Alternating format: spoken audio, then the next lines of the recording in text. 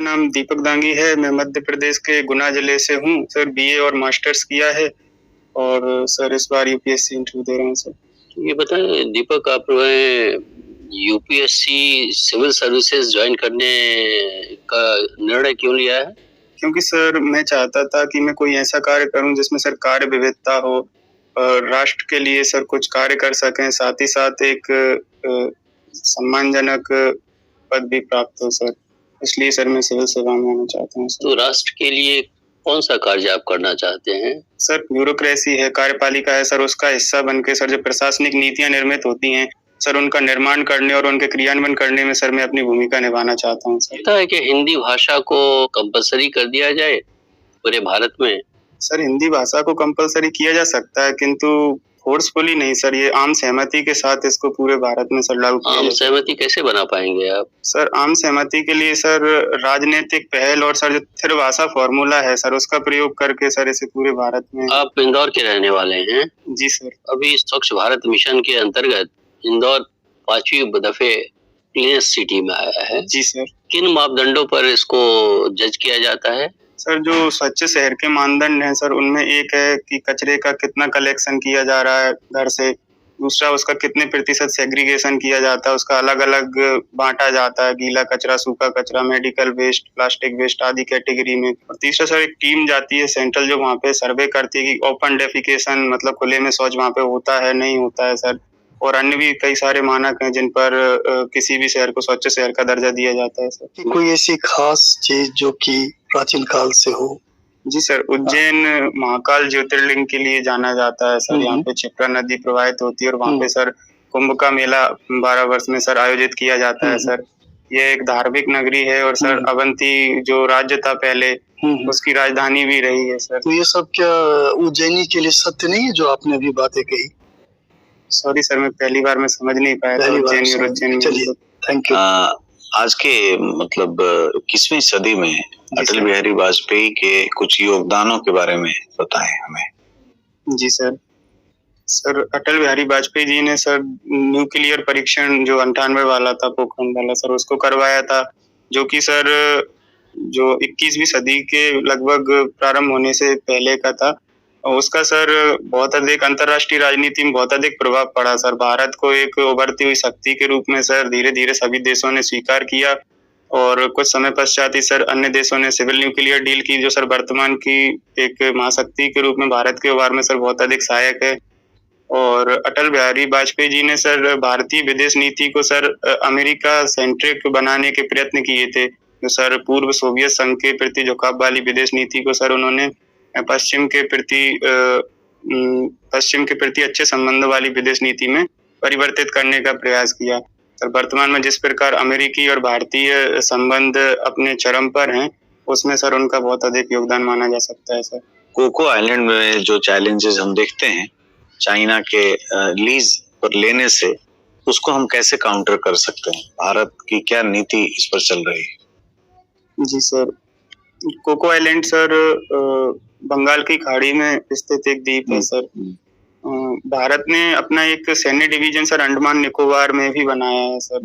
तो उसके द्वारा सर वहाँ पे हम हमारी सेना की तैनाती की है और सर जो वहाँ से मलक्का स्ट्रेट है उस पर भी अपनी नजर और शक्ति को मजबूत करने का प्रयत्न कर रहे हैं।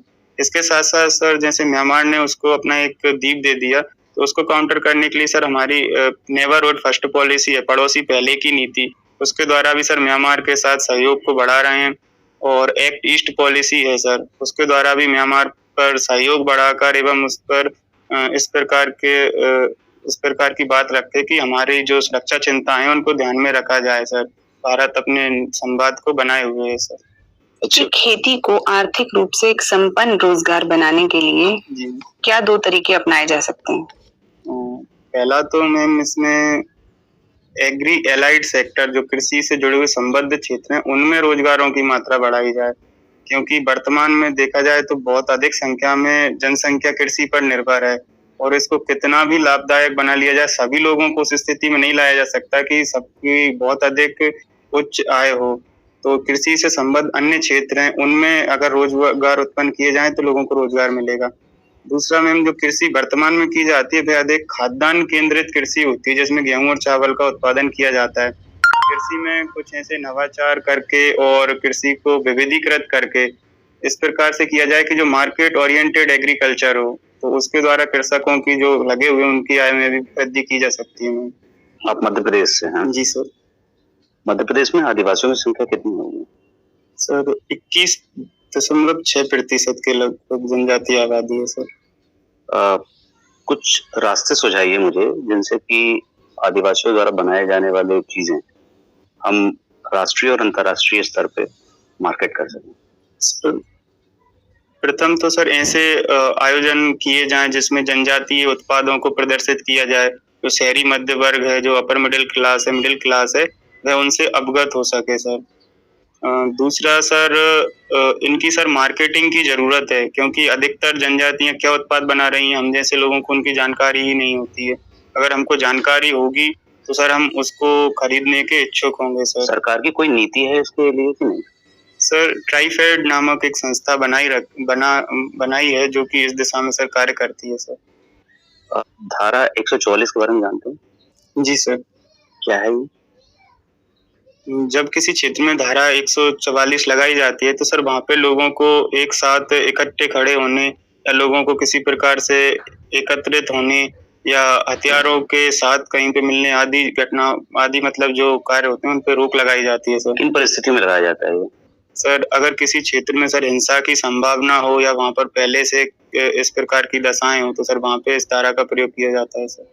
विनिवेश या डिसइन्वेस्टमेंट से आप क्या समझते हैं? जी सर, जब किसी शासकीय उद्यम का एक हिस्सा निजी क्षेत्र को बेचा जाता है तो सर उसे सर विनिवेश कहा जाता है सर। भारत सरकार